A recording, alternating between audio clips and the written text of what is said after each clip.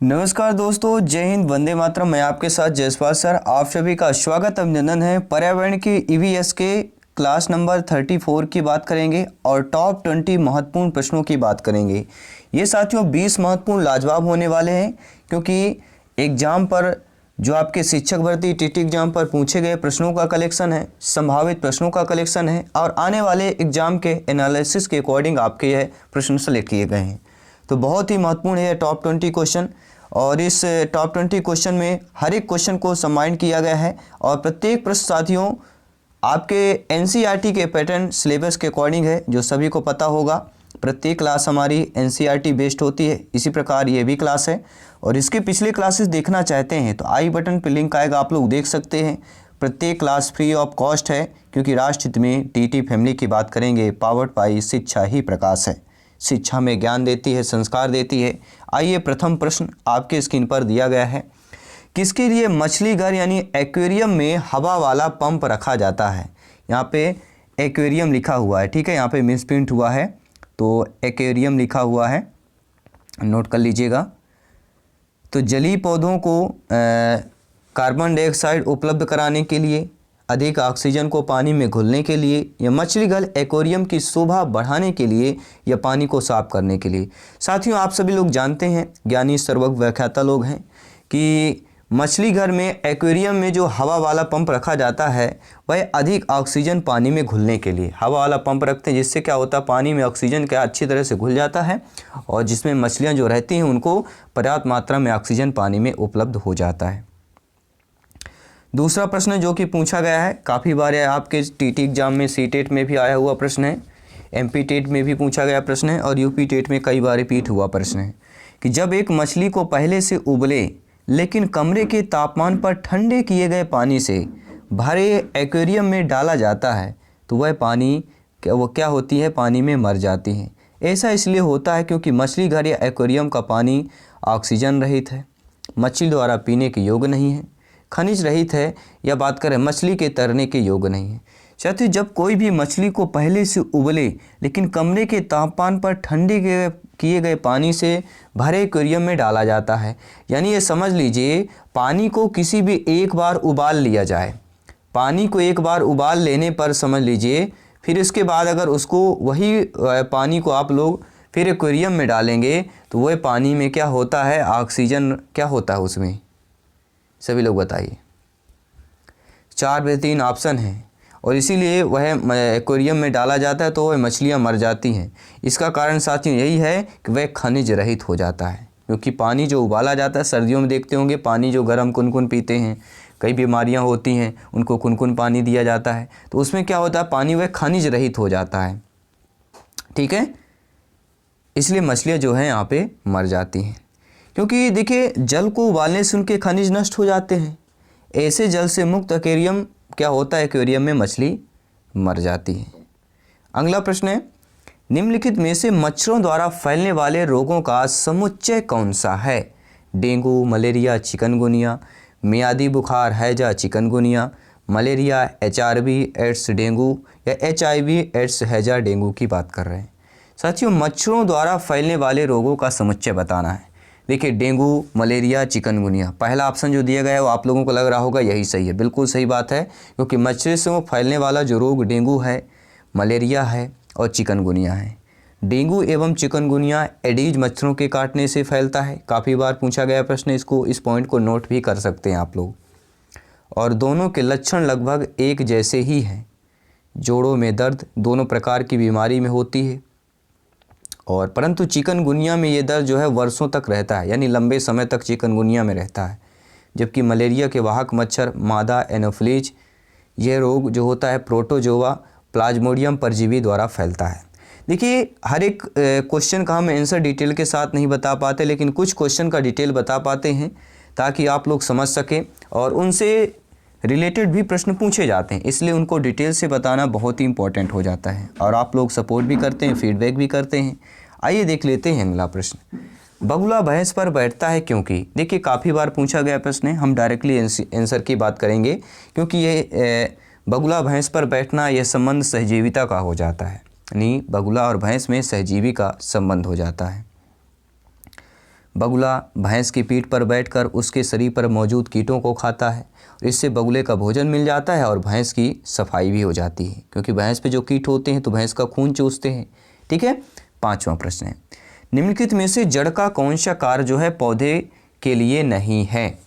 भोजन भंडारण संचित करना, ह्यूमस उपलब्ध कराना, पौधे को सहारा देना, जल तथा खनिजों का अवशोषण करना। मेरे सभी प्यारे प्यारे भाइयों की प्यारी प्यारी बहनें, प्यारी गृहिणी सभी कमेंट कीजिएगा, क्योंकि यहाँ पर सिलेक्शन शो पर ही है और 25 में प्लस अगर स्कोर करना है आउट ऑफ 30 में से साथियों, प्रत्येक क्लास इंपॉर्टेंट है, प्रत्येक क्लास का क्वेश्चन इंपॉर्टेंट होता है, क्योंकि हमें और आपका पता नहीं कौन सा प्रश्न फिर रिपीट हो जाए, कौन सा प्रश्न पूछ लिया जाए। हाल ही में सीटेट के जो एग्ज़ाम चल रहे हैं आप लोग देख ही रहे हैं कि प्रीवियस ईयर के 15 से 20% जो है एग्ज़ाम के क्वेश्चन जो है रिपीट हो रहे हैं। तो जड़ का कौन सा कार्य पौधे के लिए नहीं है? सभी कमेंट कीजिएगा। ह्यूमस उपलब्ध कराना। ह्यूमस उपलब्ध कराना साथियों यह पौधे के जड़ का कार्य नहीं है, बाकी तीनों जड़ के कार्य हो जाएंगे। देखिए महत्वपूर्ण, अगर जड़ पौधे बहुत पूर्ण होते हैं जड़ के, कह सकते हैं कि नींव कहा जा सकता है। जैसे घर की नींव मजबूत होना चाहिए, वैसे पेड़ की जड़ें मजबूत होती तो पेड़ हमेशा खड़ा रहता है। भोजन भंडारण करना, पौधे को सहारा देना, जल तथा खनिजों का अवशोषण करना, ह्यूमस मिट्टी के द्वारा उपलब्ध कराया जाता है। परीक्षा के 10 से महत्वपूर्ण पॉइंट्स जान लेते हैं, महत्वपूर्ण बिंदु जान लेते हैं जो अक्सर हम एग्जाम टाइम पर भूल जाया करते हैं। उद्यानों में लगाए जाने वाले पौधे व खेती की जाने वाली फसलें उदाहरण हैं समुद्रबुद्ध पौधे। ध्यान दीजिएगा, उद्यानों में जो लगाए जाने वाली पौधे या खेती की जाने वाली जो फसलें होती हैं उनका उदाहरण समुद्रबुद्ध पौधे कहा जाता है। मरुद्भिद पौधों के उदाहरण कौन कौन से हैं? नागफनी। नागफनी किसका है? मरुद्भिद पौधे का उदाहरण है। और घीक्वार, एलो, खास केवड़ा, कैजुएराइना, मदार आदि हो जाते हैं। खाद्य श्रृंखला में नेफेंथीज या कीट भक्षी पौधा का स्तर है। नेपेंथीज सभी लोग जानते हैं, काफ़ी बार पूछा गया प्रश्न है। यह उत्पादक एवं द्वितीयक उपभोक्ता दोनों स्तर का पौधा कहलाता है। नेफेंथीज की बात करें, उत्पादक एवं द्वितीयक उपभोक्ता की बात करेंगे। विनाशकारी खरपतवार कांग्रेस घास का वनस्पति का नाम है, किसका नाम है? पार्थेनियम हिस्टेरोफोरस की बात करेंगे। पौधे की पत्तियों में उपस्थित नाइट्रोजन का प्रयोग किसके निर्माण में होता है? प्रकाश संश्लेषी वर्णक क्लोरोफिल के निर्माण में होता है। पौधों की जो पत्तियों में उपस्थित नाइट्रोजन का प्रयोग किसके निर्माण में होता है? क्लोरोफिल, प्रकाश संश्लेषी वर्णक पर होता है। एंथोसिरोस की बात कर रहे हैं कि थैलस में अंतः सहजीवी के रूप में क्या पाया जाता है? नॉस्टॉक की कॉलोनी पाई जाती है। कम पूछा जाता है, सीटेट का हाई लेवल का प्रश्न है। कवक मूली सहोपकारिता का बहुत अच्छा उदाहरण आपका नियोसिया है तथा मोनोट्रोपा भी है। और मोनोट्रोपा के पूर्ण अभाव क्या होता है? पर्णहरिम का होता है। और वे पौधे जो दूसरे पौधों पर आश्रित रहते हैं पर उनसे भोजन ग्रहण नहीं करते हैं, वह अधिपादप कहलाते हैं। दूसरे पर आश्रित रहेंगे लेकिन भोजन उनसे नहीं लेते हैं, वे क्या कहलाते हैं? वे पौधे अधिपादप पौधे कहलाते हैं। और आर्किड का उदाहरण अधिपादप ही है, ये ध्यान दीजिएगा। छठा प्रश्न है, मच्छरों के प्रजनन की रोकथाम के लिए ठहरे पानी पर तेल डालने की सलाह दी जाती है। ऐसा इसलिए क्यों किया जाता है? क्योंकि तेल जो होता है वह ऑक्सीजन की आपूर्ति को काट देता है, जिससे मच्छरों का प्रजनन जो है थम जाता है। पहला ऑप्शन सही हो जाएगा। और तेल की बात कर रहे थे, तेल के छिड़काव की बात कर रहे थे हम पिछले क्लास पर, इसका डिटेल के साथ बात भी कर चुके हैं। कौन सा बीज नहीं है? काफ़ी बार पूछा गया प्रश्न है, रिपीटेड प्रश्न है। कौन सा बीज नहीं है? देखिए सभी लोग जानते हैं काली मिर्च, साबूदाना, सौंफ ये बीज हैं। और गेहूँ हो गया, गेहूँ, काली मिर्च और सौंफ ये तीनों बीज है, लेकिन साबूदाना आपका बीज नहीं है। तो साबूदाना क्या है? नीचे कमेंट बॉक्स में बताइए। सभी प्यारे मित्र, मेरे प्यारे प्यारे भाइयों बहनों, सभी कमेंट करके बताइएगा। क्योंकि साइकस नामक पौधे के तने से प्राप्त मंड से बनाया जाता है आपका साबूदाना। साइकस नामक पौधे के तने से प्राप्त मंड यानी कि जो माड़ या गाद भी कह सकते हैं, उससे यह बनाया जाता है आपका क्या? साबूदाना। अगला प्रश्न है, इनमें से कौन सी बीमारी रुके या इकट्ठा हुए पानी से हो सकती है? पहला ही नाम हमारा आ जाता है मुंह पर, मलेरिया। क्यों हो सकता है? क्योंकि मलेरिया से मच्छर पैदा होते हैं, मच्छर के काटने से मलेरिया होता है, और पानी जहाँ पर इकट्ठा होता है वहाँ पे मच्छर पैदा होते हैं। तो इनका संबंध मलेरिया से हो जाएगा। बाकी पोलियो, निमोनियो, चेचक सभी लोग जानते हैं। अगर इसकी बात करें, देखिए जिनके काटने पर मलेरिया जैसे बुखार उत्पन्न होते हैं वो होता है आपका मलेरिया मच्छर की बात करेंगे। निमोनिया जो क्या होता है, डिप्लोकोकस निमोनी नामक जीवाणु से होता है। और पोलियो विषाणु जनित और चेचक भी विषाणु जनित है। तो पोलियो और चेचक ये कैसे हैं, विषाणु जनित रोग है, नोट कर लीजिएगा। अगला प्रश्न है, कोई डॉक्टर एक मरीज को खाने के लिए कुछ दवाइयाँ लिखता है और साथ ही गुड़, आंवला, हरी पत्तेदार सब्जियाँ खाने का सुझाव देता है। यहाँ पे ये मिसप्रिंट हुआ है, जहर खाने का कोई डॉक्टर सुझाव नहीं दे सकता है, ठीक है, सुझाव देता है। तो यह मरीज किस रोग से पीड़ित होगा, तो आंवला, हरी पत्तेदार सब्जियां और गुड़, तीन चीज़ों को दे रहा है। तो वह मरीज किससे पीड़ित हो सकता है, वह मरीज जो है एनीमिया से पीड़ित हो सकता है। क्योंकि गुड़, आंवला, हरी पत्तेदार सब्जियों खाने को क्या कहते हैं, वह मरीज एनीमिया रोग से पीड़ित होगा, उसी को डॉक्टर कहेगा खाने के लिए। और एनीमिया सभी लोग जानते हैं आयरन की कमी से होता है। तो गुड़, आंवला और हरी पत्तेदार सब्जियों में आयरन प्रचुर मात्रा में पाया जाता है, इसलिए डॉक्टर ने मरीज को गुड़, आंवला और हरी पत्तेदार सब्जियों खाने की सलाह देते हैं। उस वैज्ञानिक का नाम क्या है, या उस वैज्ञानिक का क्या नाम है जिसने सर्वप्रथम मच्छर के पेट के अंदर ताक झांक की और यह सिद्ध किया कि मलेरिया मच्छर से फैलता है, तथा इस अनुसंधान के लिए दिसंबर 1902 में चिकित्सा के क्षेत्र में नोबेल पुरस्कार दिया गया। बात कर रहे हैं साथियों, रोनाल्ड रॉस की बात करेंगे। रोनाल्ड रॉस एक ब्रिटिश चिकित्सक तथा नोबेल पुरस्कार विजेता हैं। इन्होंने सर्वप्रथम मच्छर के पेट के अंदर ताक झांकी और यह सिद्ध किया कि मलेरिया मच्छर से फैलता है। इस अनुसंधान के लिए दिसंबर 1902 में चिकित्सा के क्षेत्र में नोबेल पुरस्कार दिया गया था। किसको, डॉक्टर रोनाल्ड रॉस को दिया गया था। अगला प्रश्न आप लोगों की स्क्रीन पर है। रजत ने अपने मित्र से कहा, मैं नहीं खेल सकता क्योंकि मुझे बुखार है। मैं कपकपी बुखार, सिरदर्द और अंत में पसीने आने से चक्कर से गुजर रहा हूँ।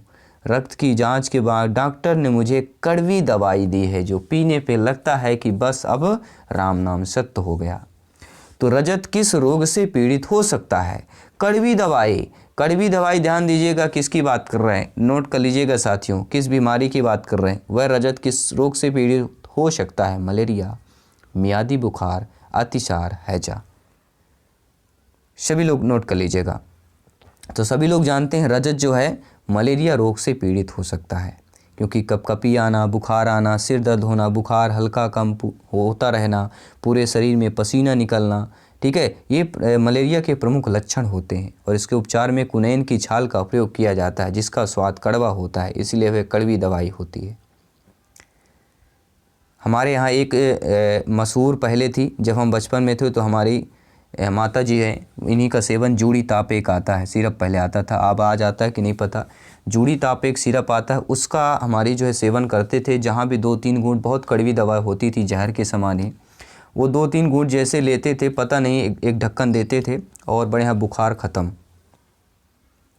ठीक है, तो हो सकता है यही उसमें हो। चलिए बात करते हैं प्रश्न की। पंखुड़ियों के अंदर फूल के बीच में कुछ पतली पाउडर जैसी रचनाएं दिखाई देती हैं, जिन्हें हम वर्तिकाग्र, परागकोश, पराग या मूलांकुर कहते हैं। देखिए साथियों, इसका 10 क्लास में डिटेल से बताया गया था इन सारी चीज़ों को। फूल का एक परागण, गुड़हल का फूल जैसे होता है, उसके परागण के बारे में उसको हमारे जो टीचर्स थे, जब 10th क्लास में हम लोग थे तो वहाँ पर उन्होंने डिटेल के साथ बताया भी था। क्योंकि दोस्तों हम एक साइंस के स्टूडेंट हैं तो आगे भी हमें डिटेल के साथ बताया गया, लेकिन 10th क्लास में भी अगर कुछ लोग बोलते हैं, क्योंकि ये परिवार जो है सभी का परिवार है, सभी ग्रुप का परिवार है, सभी सब्जेक्ट का परिवार है। तो पंखुड़ियों के अंदर फूल के बीच में कुछ पतली पाउडर जैसी रचनाएं जो दिखाई देती हैं, उन्हें दोस्तों किसे कहा जाता है, उन्हें ही पराग कहा जाता है। पंखुड़ियों के अंदर फूल के बीच में कुछ पतली परतदार जैसी होती है, दिखाई भी देती, उन्हें पराग कहते हैं। और पराग पौधे द्वारा संश्लेषित शर्करा युक्त एक तरल पदार्थ होता है और इसका निर्माण फूल में होता है। ये हमिंगबर्ड, तितलियाँ, कई कीटों को खाद्य पदार्थ होते हैं। मधुमक्खियाँ इसका प्रयोग शहद बनाने में करती हैं। तो मधुमक्खियाँ शहद बनाने में फूलों का किसका प्रयोग करती हैं, पराग कण का, ये ध्यान दीजिएगा। निदान के पश्चात कोई डॉक्टर रोगी से कहता है उसके खून में हीमोग्लोबिन की कमी है, उस रोगी को आयरन की कमी को पूरा करने के लिए क्या खाना चाहिए? इससे रिलेटेड हम प्रश्न कर चुके हैं। वह आंवला, हरी पत्तेदार सब्जियां, गुड़, ये 3 चीज़ याद रखिएगा। किसकी बात कर रहे हैं? आयरन की कमी की बात कर रहे हैं, हीमोग्लोबिन की कमी की बात कर रहे हैं, क्योंकि इन सभी में आयरन का प्रचुर मात्रा में पाया जाता है। साथियों, प्लेग क्या है? प्लेग के बारे में भी हम बात कर रहे हैं। विषाणु जनित है, कवक है, जीवाणु है, खनिज। देखिए, हमें आंसर पता होता है, लेकिन हम काफ़ी बार एग्जाम में इतना प्रेशर होता है हमारे ऊपर नेक्स्ट क्वेश्चन करने का, ठीक है, कम समय में अंडर टाइम पर हमें सभी क्वेश्चन को अटेंड करने का, तो हम काफ़ी भूल जाया करते हैं, ठीक है। तो प्लेग क्या है दोस्तों? प्लेग जीवाणु जनित बीमारी है। क्या है? प्लेग एक जीवाणु जनित बीमारी है और यह एक संक्रमण रोग है। पास्टुरेला पेस्टिस की बात करेंगे, नामक जीवाणु के कारण निकलता है। इसका मानव पर जो है फेफड़ा या लंग्स प्रभावित होता है। और यह चूहा, रैट, प्लेग रोग जो का वाहक कौन होता है? चूहा या रैट होता है। आ जाएगा प्रश्न में कि प्लेग रोग का वाहक कौन है, तो रैट या चूहा। ऑप्शन पर क्लिक कर लेना है। इनमें से कौन से पौधे जो है दूर दूर प्रसारित होते हैं? पौधे की बात कर रहे हैं, दूर दूर प्रसारित की बात कर रहे हैं। बीज द्वारा प्रकीर्णित पौधे, बीज द्वारा प्रकीर्णित पौधे, बीजाणु, बीज द्वारा, फल द्वारा या कायिक जनन द्वारा। समझिएगा, हर एक ऑप्शंस को समझाऊंगा। साथियों, इनमें से जो है पौधे दूर दूर प्रसारित होंगे वह कायिक जनन द्वारा वितरित। क्यों होंगे? देखिए, कायिक जनन,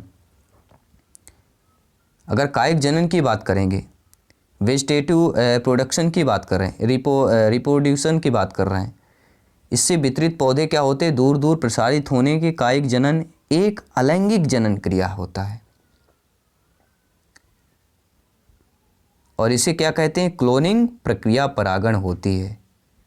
साथियों, बेहतरीन प्रश्न आ चुका है। इंसुलिन की रासायनिक प्रकृति क्या है? सभी जानते हैं इंसुलिन की रासायनिक प्रकृति हमारी प्रोटीन कहलाती है। शेंगर 1953 ने पहले गाय के इंसुलिन के अणु की रचना का पता लगाकर सिद्ध किया कि यह एक पॉलीपेप्टाइड होता है। इसके लिए इन्हें 1958 में नोबेल पुरस्कार भी दिया गया था शेंगर को। और इंसुलिन ही वह प्रथम प्रोटीन है जिसका आधुनिक वैज्ञानिक जो है प्रयोगशाला में संश्लेषण करने में सफल भी हुए थे। और इंसुलिन एक जंतु हार्मोन है जो अग्नाशय के अंतःस्रावी भाग लेंगर लेंस के दीपिस्को बीटा काको कोशिका से स्वच्छित होता है। अगला प्रश्न दिया गया स्क्रीन पर है, पौधे में अर्धसूत्री विभाजन होता है। किस पर होता है? मूल शीर्ष पर, परागकणों पर, तनों पर होता है या परागकोश पर होता है? सभी कमेंट कीजिएगा। मेरे सभी प्यारे मित्र, सभी भाई बहन, गृहिणी, आई होप सभी प्यारे मित्र क्लास को लाइक अवश्य कर लिया होगा। सभी प्यारे मित्रों का, सभी का नमस्कार है। सभी मित्रों को जय हिंद, वंदे मातरम। साथियों, पौधे में जो अर्धसूत्री विभाजन होता है वह हमारे परागकोश पर होता है। डी ऑप्शन सही हो जाएगा, क्योंकि जहां परागण की क्रिया द्वारा निषेचन की क्रिया संपन्न होती है, वास्तव में अर्धसूत्रण एक विशेष प्रकार का कोशिका विभाजन है जो यूकैरियोटिक प्राणियों में लैंगिक जनन के लिए आवश्यक है और अर्धसूत्री द्वारा युग्मक कोशिकाएं पैदा होती हैं। सभी जंतुओं तथा भूमि पर उगने वाले पौधे समेत अधिकांश जीवधारियों में युग्मकों को अंड कोशिक तथा शुक्राणु कोशिका कहते हैं। 2-3 प्रश्न हैं, इस क्लास को कंप्लीट करते हैं। जड़ नियंत्रण में आमतौर पर सबसे अधिक प्रयोग की जाने वाली औषधि क्या होती है? ब्रूफेन एक दर्द के लिए होता है। बी कॉम्प्लेक्स से सभी लोग जानते हैं, लंबाई बच्चों के लिए होता है। पैरासीटामोल सभी लोग, आप लोग नॉर्मल दुकानों में देखते होंगे, आपके घरों में, गांव में सब जगह मिलता है। मेडिकल पे तो तौर पर है, घर आपने के घर में भी आपको एक पत्ता जरूर रखा होगा, ठीक है। या गांव में किसी भी आप दुकान में जाएंगे, किराना की दुकान में जाएंगे, ठीक है, जनरल स्टोर में जाएंगे, वहाँ पर भी मिल जाता है पैरासीटामोल। और मिनिमम जो है 200 mg का लेना चाहिए। 100 का भी होता है, लेकिन 200 mg जो होता है वो सबसे बेस्ट होता है। और लिव 52 ये लीवर के लिए होता है। अगला प्रश्न है दोस्तों, 19वां प्रश्न है, बेहतरीन प्रश्न है। दही निर्माण हेतु कौन सूक्ष्म जीवी उत्तरदायी है? वह साथियों है लैक्टोबैसिलस की बात करेंगे। दही निर्माण में जो सूक्ष्म जीव उत्तरदायी होता है वह लैक्टोबैसिलस होता है। और अंतिम 20वां प्रश्न है इस क्लास का, मानव रुधिर वर्ग की खोज सर्वप्रथम किस वैज्ञानिक ने की थी? लैंडस्टीनर, जेंगिस, टिनेमॉस ने या कॉलनाम ने? तो मानव रुधिर वर्ग की खोज सर्वप्रथम करने वाले आपके और कोई नहीं, लैंडस्टीनर है। इन्होंने 1900 से 1901 में लैंडस्टीनर ने मानव रुधिर वर्ग की खोज ऑस्ट्रेलिया के एक में किया था, और ऑस्ट्रेलिया के एक महान आपके वैज्ञानिक माने जाते हैं लैंडस्टीनर। इन्होंने रुधिर वर्ग के 4 वर्गों में विभाजित किया था। काफ़ी बार पूछा जाता है कि रुधिर वर्ग को 4 वर्गों में किसने विभाजित किया, तो लैंडस्टीनर ने किया था। ए बी और ओ वर्ग में। ए बी रुधिर जो होता है वह वर्ग सर्वग्राही होता है, सबसे ले सकता है, और ओ क्या होता है, सब सर्वदाता होता है, सबको दे सकता है। ए बी सर्वग्राही क्यों होता है? क्योंकि ए बी में ए और बी दोनों प्रतिजन पाया जाता है, परंतु एंटीबॉडी का इस पर अभाव होता है, इसलिए दे नहीं सकता है, बाकी ले सकता है। और सभी लोग जानते हैं, अगर ब्लड से रिलेटेड हम प्रश्न करें, महत्वपूर्ण पॉइंट की बात करें, एक स्वस्थ मनुष्य के रक्त की कुल मात्रा 5 से 6 लीटर होती है। तरल संयोजी ऊतक जो होता है वह रक्त कहलाता है। सर्वदाता रुधिर वर्ग हमारा ओ समूह होता है, वो ग्रुप होता है। सर्वग्राही रुधिर वर्ग ए बी होता है। रक्तदाब मापने का यंत्र रक्तचाप मापी या स्फाइगेनोमैनोमीटर की बात करेंगे। रक्त परिसंचरण तंत्र नहीं पाया जाता है, तो स्पंज और हाइड्रा में रक्त परिसंचरण तंत्र नहीं पाया जाता है। और रुधिर में पाए जाने वाला प्रतिस्कंदन पदार्थ आपका हिपेरिन है। और रुधिर के जमने में किस खनिज की आवश्यकता होती है? कैल्शियम की, C++, ध्यान दीजिएगा। रुधिर में श्वेत रक्त कणिकाएं WBC को अत्यधिक मात्रा में उपस्थित को किस रोग से नाम से जाना जाता है? अगर आपके बॉडी में हमारे WBC की मात्रा अत्यधिक हो जाती है तो उसको रोग एक माना जाता है, वह होता है ल्यूकेमिया या रक्त कैंसर कहते हैं। रक्तदाब का नियंत्रण किस ग्रंथि के द्वारा होता है? तो अधिवृक्क ग्रंथि, एड्रिनल ग्लैंड के द्वारा रक्तदाब का नियंत्रण जो है होता है। किस ग्रंथि के द्वारा? अधिवृक्क या एड्रिनल ग्लैंड। उच्च रक्तदाब को नियंत्रित करने के लिए किसका प्रयोग किया जाता है? तो उच्च रक्तदाब को नियंत्रित करने के लिए रिसेरपिन का प्रयोग किया जाता है। और मानव शरीर का रक्त बैंक किसे कहा जाता है? तो मानव शरीर का रक्त बैंक को प्लीहा को कहा जाता है। तो ये रहे दोस्तों महत्वपूर्ण टॉप 20 क्वेश्चन। 20 में से आप लोगों का फीडबैक क्या है, आप लोगों का स्कोर क्या है? प्रत्येक भाई बहन गृहिणी यहाँ पे कमेंट कीजिए, क्योंकि यहाँ पर सिलेक्शन सर्वोपरि है। प्रत्येक क्लास इंपॉर्टेंट है, क्योंकि तैयारी दोस्तों आउट ऑफ 150 में से 120 प्लस की चल रही है, क्योंकि 120 प्लस लाएंगे तभी आप यहाँ पे सक्सेस हो पाएंगे, तभी आप सिलेक्शन पा पाएंगे। और ये नॉर्मल है, क्लास अब डेली अपडेट करते जाना है। और जो भी बुक आपके पास हो तो उस पर बुक के क्वेश्चन ना रीड करके आप लोग वहाँ पे जो कंसेप्ट वाइज जो होता है वो अगर रीड करें आप लोग, तो बहुत ही महत्वपूर्ण होगा आपके सिलेक्शन के दृष्टि से, प्रिपरेशन के दृष्टि से एक बेस्ट माना जाएगा। प्रिपरेशन का एक तरीका, एक ट्रिक भी बेस्ट माना जाता है। तो चलिए मैं आपके साथ जयसवाल सर मिलता हूँ जल्दी नेक्स्ट क्लास पर। सभी मित्रों को जय हिंद, वंदे मातरम, धन्यवाद सभी का।